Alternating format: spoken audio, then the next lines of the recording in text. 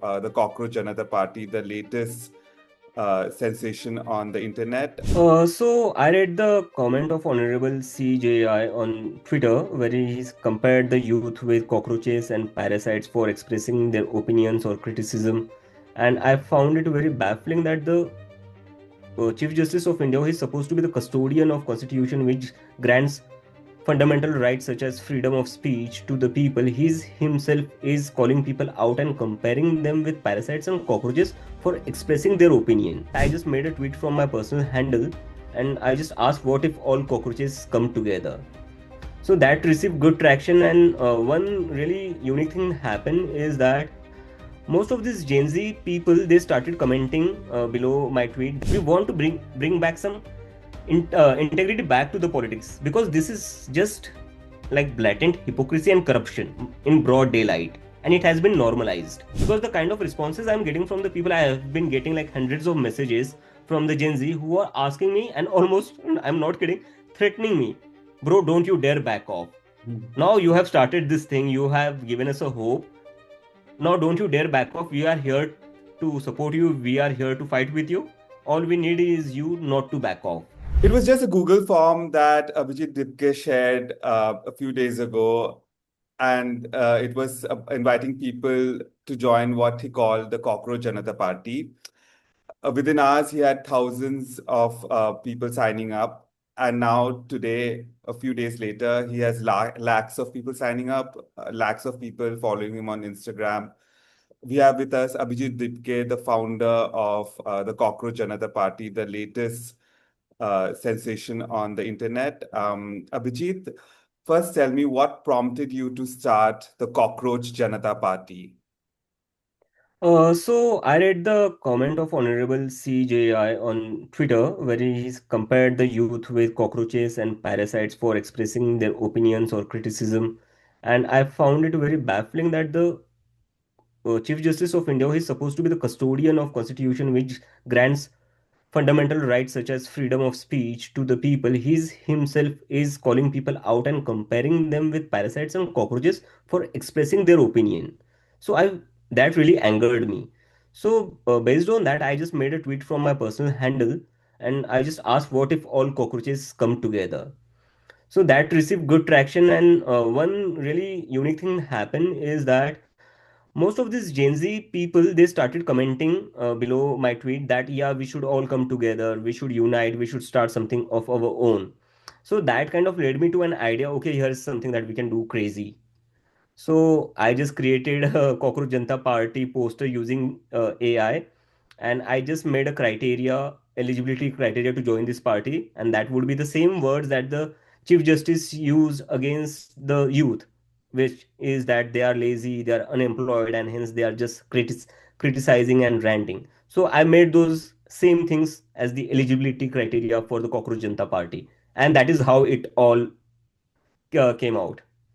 So we didn't even have a Twitter for the Cockroach Janta Party or an Instagram page. It was after that Google form. I just noticed that within few hours we received some 5 to 6,000 responses, people signing up as the member of the Cockroach Janta Party.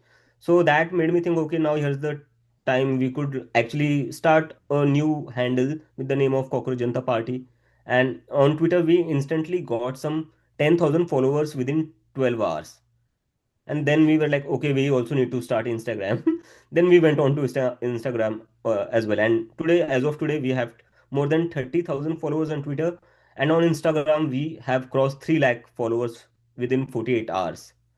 And the membership of the Cockroach Janta Party, we have registered more than 1 lakh people signing up for this party in just 72 hours. So this is something unprecedented that is happening. The For this plan is to change the political discourse and to make politicians more accountable. Because as we can see, politics today or governance today is no longer accountable to the people, especially to the youth. They no longer considers them. So the plan is that, and we will see how to go about it. It's still very, we are in the very initial phase. It has just been 72 hours since we have launched this thing, and we are still trying to see how we can make this, take this forward. So, but yeah, we do appreciate that even the politicians are acknowledging that it is time to acknowledge the youth, the Gen Z, and it is time to address them because you no longer can ignore them. And do you have young people reaching out to you, sharing their problems with you? If you could tell us cite some examples. Yeah, so many students are, especially NEET and CBSE students are reaching out to me. So some NEET student reached out to me and he told me how they have been wrong, paper leak every time. And I also read that a student committed suicide because of the paper leak. Now, this is a student who could have become a doctor tomorrow, who could have saved hundreds of lives by becoming a doctor. That was his dream. Now, someone who was supposed to save the lives of others, who could have potentially been a great person to serve the country, he had to commit suicide. And because of what? Because of the failure of the government. And how is the government reacting to that? Where is the accountability? There is no action against the education minister. He's still in his position. So where is the accountability? Is it one of the issues that you're going to talk about as a party? Like, um, Yeah, we are going to focus on students issue because another student reached out to me and he's told me what has been going in the CBSE exam thing. I asked him like what's the thing, like what is happening. So he told me that he gave an exam and the CBSE gave the marks and the everything came, and but now they want to recheck the paper because they realized they checked in hasty, and many people and many students have got wrong grades, wrong marks, and now they want to recheck. I was like, okay, as long as they want to recheck, what's the issue? They will correct your marks, right? He said, then no, the problem is that they are asking us to pay money to recheck. And I was like, okay, so like, what is this? It's not the student's fault, it's your fault, it's the system fault, it's the government's fault.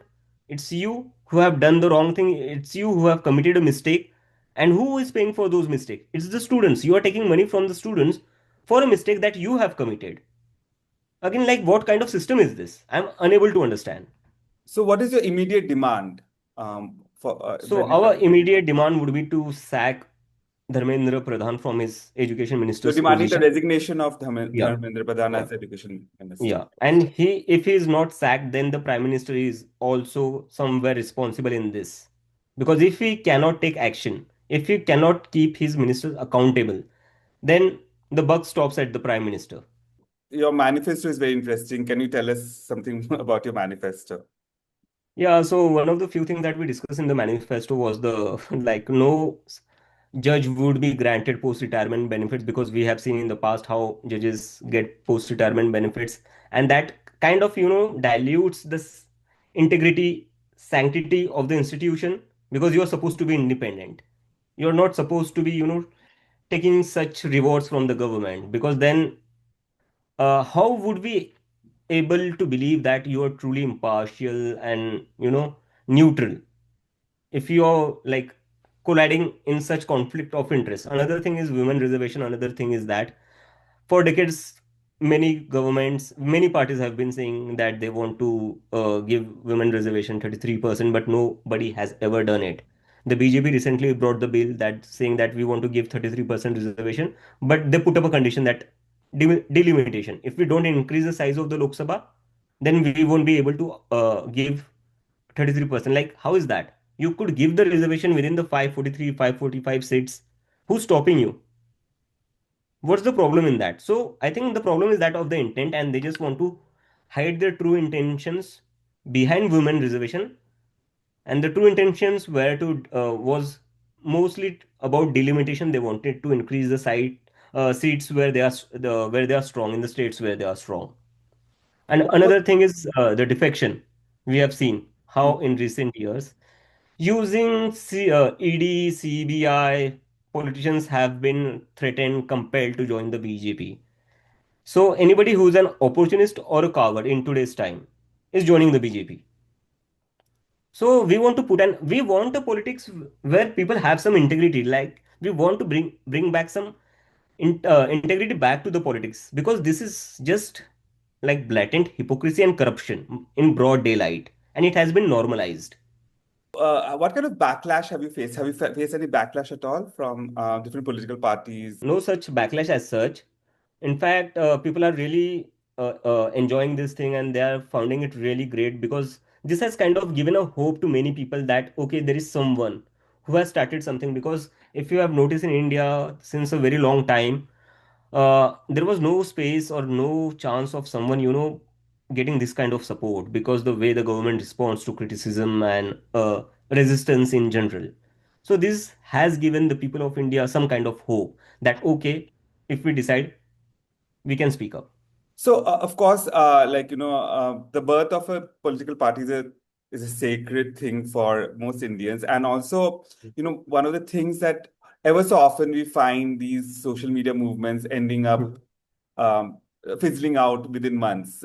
So, Right. how do you plan to sustain this?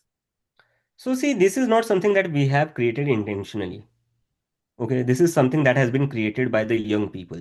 It's their movement. It has not been created by some one single individual. That tweet, it could have gone unnoticed. But it was the anger and the frustration that the young people have since many years. It is that anger that turned this single tweet into a movement. So now this same people will carry this movement and make it sustainable. Because I am seeing that hundreds of people are creating accounts with the name of Cockroach Janta Party.